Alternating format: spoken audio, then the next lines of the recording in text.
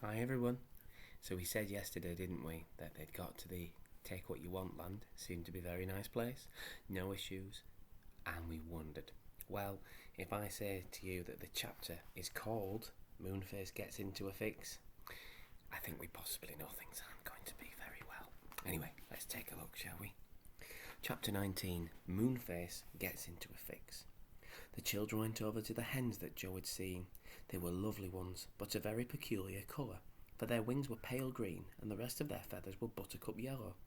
They had funny high voices and were very friendly indeed, for they came to press themselves round the children's legs like cats. "Do you suppose Mother would like hens this colour?" asked Joe doubtfully. "I don't see why not," said Beth. "I think they are very pretty. The thing is, do they lay good eggs?" One of the hens at once laid an egg. It was large and quite an ordinary colour. Beth was pleased. "There you are," she said. "If they lay eggs as big as this one, Mother will be very pleased. How many hens are there? 1, 2, 3, 4, 5, 6, 7. I wonder how we could take them all." "Oh, they'll follow you," said Silky, "just like my clock follows me. Tell them you want them, and they'll come." "We want you to come with us, hens," said Joe at once, and the 7 green-winged birds came over to him and lined up in a row to follow the children. It was really very funny. "Well, that's our hens found," said Beth, pleased. "Now for the goat and the shovel." They wandered along, looking at everything. It didn't matter what anyone wanted, they were sure to find it sooner or later. There were boats there, all kinds of dogs, shopping baskets, rings, toys, work baskets, and even such small things as thimbles. "It's the strangest land I ever saw," said Joe.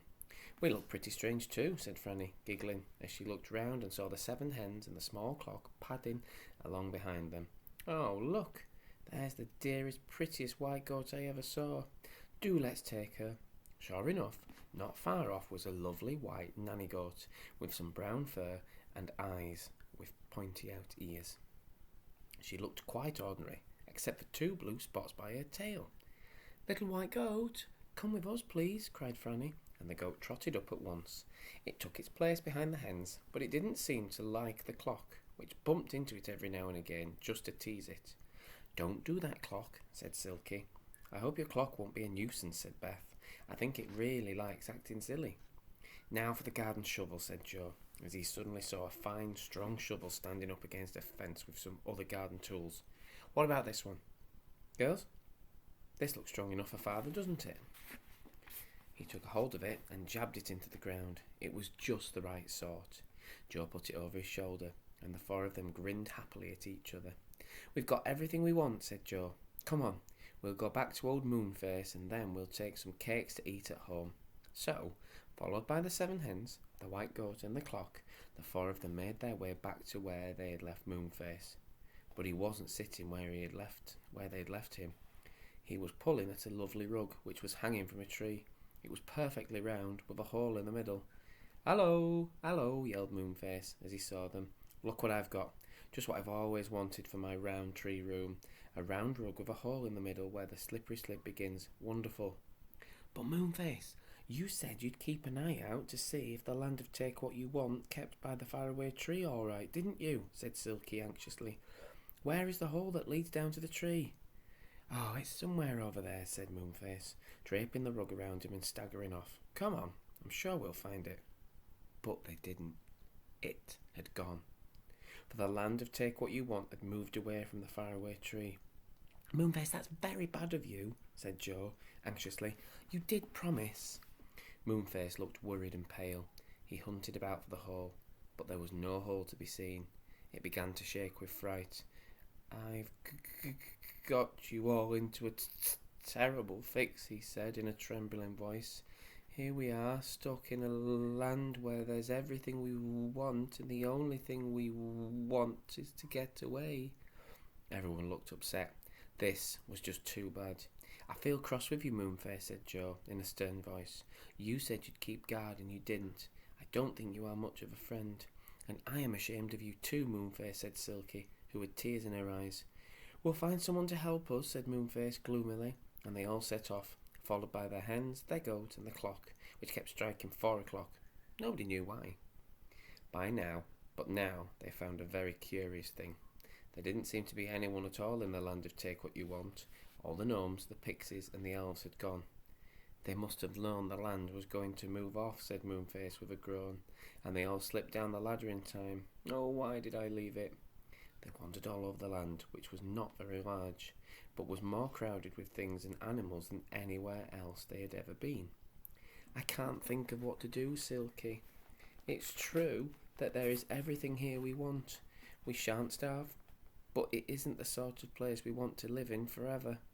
They walked here and there, and then suddenly they came to something they hadn't noticed before. It was a large and shining aeroplane, the kind that was open-topped, so you could see all around when you sat inside. Ooh, said Joe, his eyes gleaming. Look at that. How I wish I could fly an aeroplane. Can you fly one, Moonface? Moonface shook his head. Silky shook hers too. That's no good then, said Joe with a sigh. I thought we might fly away from this land in the aeroplane. He climbed into the aeroplane and had a good look at it. There were 5 handles there.